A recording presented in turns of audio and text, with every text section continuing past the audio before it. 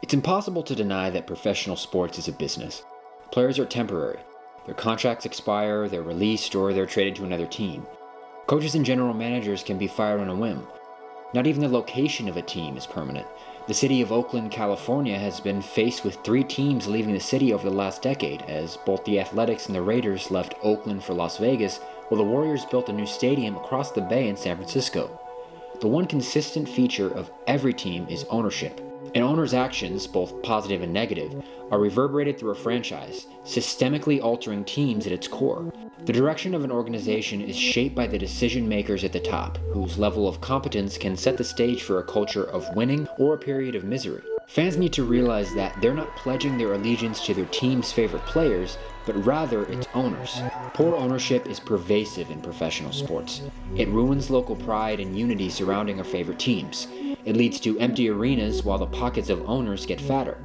The reasons for bad ownership vary, but over time I've recognized 3 consistent traits of bad owners: prioritizing money over winning, a constant need for power and control, and moral or ethical corruption that overshadows on-field accomplishments. Through these patterns, the integrity of professional sports is deteriorating at the seams.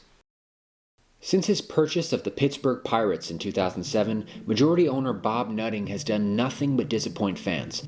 In his tenure, the Pirates have a record of 1,354 and 1,619, and have only made 3 playoff appearances. Those 3 playoff appearances were not achieved through division titles, but wildcard appearances. Pittsburgh hasn't won a division title since 1992. Based on his actions, it seems that Nutting and the Pirates consistently prioritize money over winning.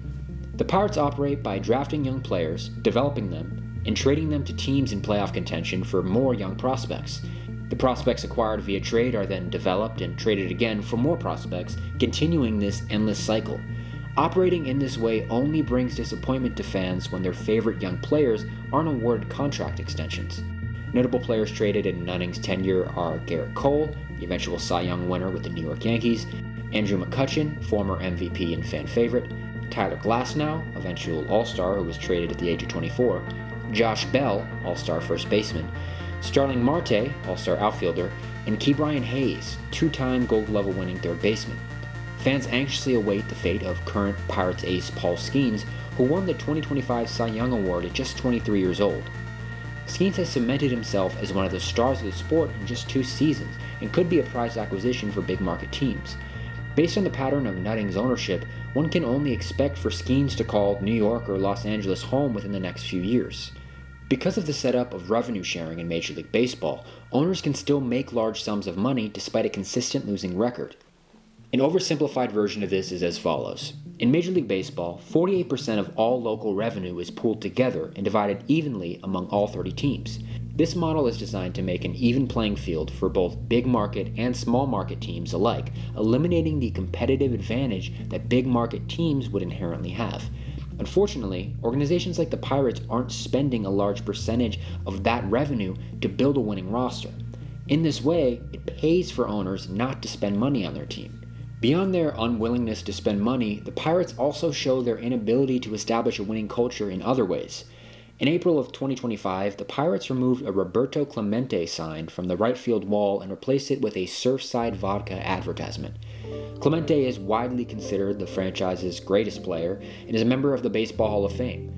Clemente passed away in a plane crash on December 31, 1972, while delivering humanitarian aid to Nicaragua. After his death, he became the namesake for the league's prestigious Philanthropy Award, the Roberto Clemente Award, which is awarded to the MLB player who best represents the game of baseball through extraordinary character, community involvement, philanthropy, and positive contributions both on and off the field. After widespread backlash and a public statement from the Clemente family, the Pirates put the Clemente sign back on the right field wall. Although Pirates president Travis Williams took the blame, the situation perfectly encapsulates the ethos of the organization. It's also a microcosm of professional sports today, overshadowing on-field accomplishments to increase revenue. Jerry Jones has been the owner, president, and general manager of the Dallas Cowboys since 1989. Although the Cowboys have won 3 Super Bowls in Jones' tenure, all 3 came in the first 6 years of his ownership.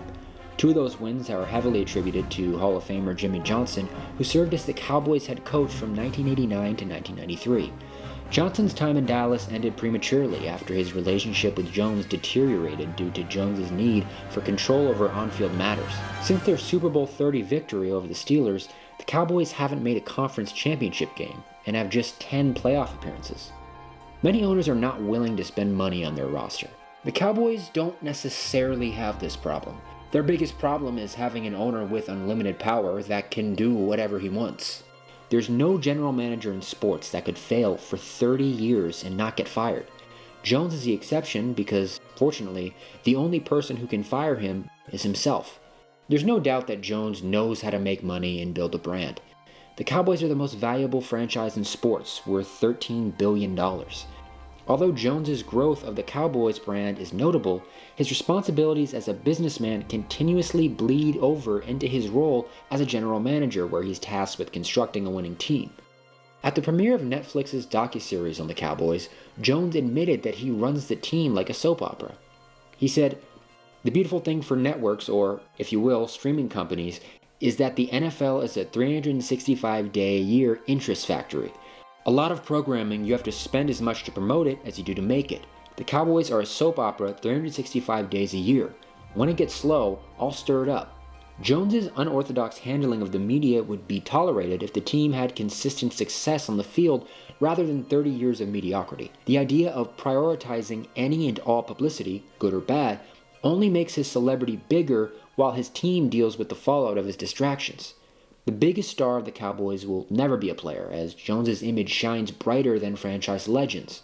Not even the star that serves as the logo will overshadow his public persona. Jones is different from other owners because, although he outwardly values winning, his hubris in football and uncontrollable ego consistently lead him astray. If Jones would give up just some of his power to an experienced, competent general manager, the Cowboys would have a chance at ending their 30-year Super Bowl drought. Owners are often viewed in a black and white manner. If the team is winning, they're loved, and if they're losing, they're hated. The character of owners is rarely put under a microscope, despite some of their morally and ethically corrupt behavior taking place in broad daylight. In January, the owner of the Memphis Grizzlies, 47-year-old Robert Pera, was exposed for allegedly selling telecommunications technology to Russia to help their military effort in the war in Ukraine.